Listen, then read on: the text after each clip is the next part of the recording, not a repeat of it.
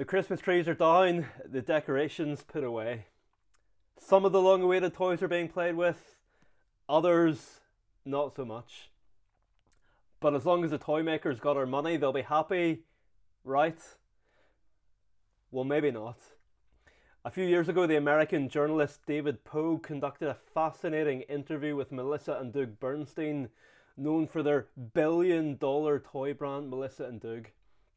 They specialise in high-quality, low-tech toys, and despite the advent of screens and smartphones, they had just recorded their 32nd straight year of growth. On the face of it, Melissa has it all. A loving husband, 6 high-achieving children, and 4 homes, including a 38,000 square foot mansion with its own bowling alley, basketball court, and arcade. She says, "I can certainly admit that I've enjoyed the material trappings that come from being successful, and all those material rewards that make us feel as if we've made it." Yet you may have guessed that there's a but coming. Melissa went on to say, "From my earliest recollections, I felt something was profoundly wrong deep within my being. Why am I here? What is the meaning of life if we're all ultimately going to die?" I felt utter despair. For most of her life, she hid this existential depression. Her only therapy was writing what she calls verses. As a 5-year-old, she wrote, "I am fearful, oh so fearful. If you do not show me light, I will lose the will to live and choose to end this futile fight." From the age of 11, she would battle with various eating disorders. "I controlled everything I could control," she says, "since I could not control my thoughts." For close to a year, when at college, she carried a bottle of pills everywhere, carefully researched to be able to stop her heart. Finally, she sought help. She shares her story in the self-published book Lifelines, which contains some of the 3,000 verses she had written but never showed to anyone before. An accompanying website offers help to other sufferers. The front of the book proclaims Melissa's goal.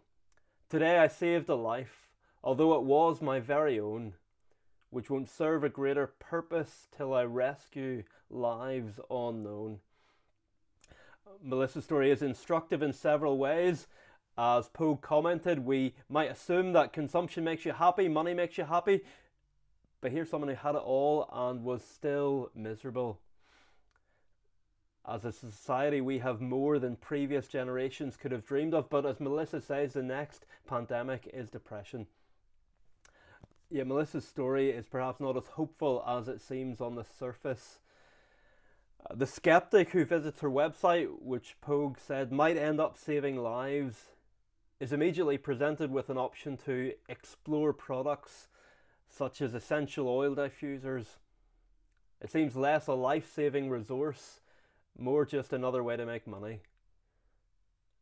But even if her motivations are completely philanthropic, those who remember how the story began will notice that Melissa never actually answered the questions that tortured her from childhood. Why am I here? What is the meaning of life if we're all ultimately going to die? Pogue said of Lifelines, "There may be some who owe their continued existence to this enterprise." Melissa's book proclaims her goal to rescue lives unknown, but what neither of them address is why that's important. Why are lives worth saving if we're all going to die anyway? This is a time of year when many are despairing. It's hard not to notice the frequent news reports of young, healthy people dying suddenly with no cause of death given. What can give them, and all of us, hope? I would suggest the answer is indeed found in verses, not the 3,000 written by Melissa, but the 31,102 in the Bible. The verse numbers themselves are not part of the original text. They were added much later. In fact, they can sometimes mask the fact that the Bible is a story. That's why in recent years some Bible publishers have begun printing reader's editions with the verse numbers removed. The Bible story answers the questions that have tortured Melissa and others for so long. Why am I here? Why do we have the sense that something has gone profoundly wrong? Is there any hope? Melissa's story may save some from thinking that stuff will satisfy. But finding true hope requires finding our place in a deeper, truer story. It can give what her book can only promise: an inspirational journey from profound darkness to radiant light.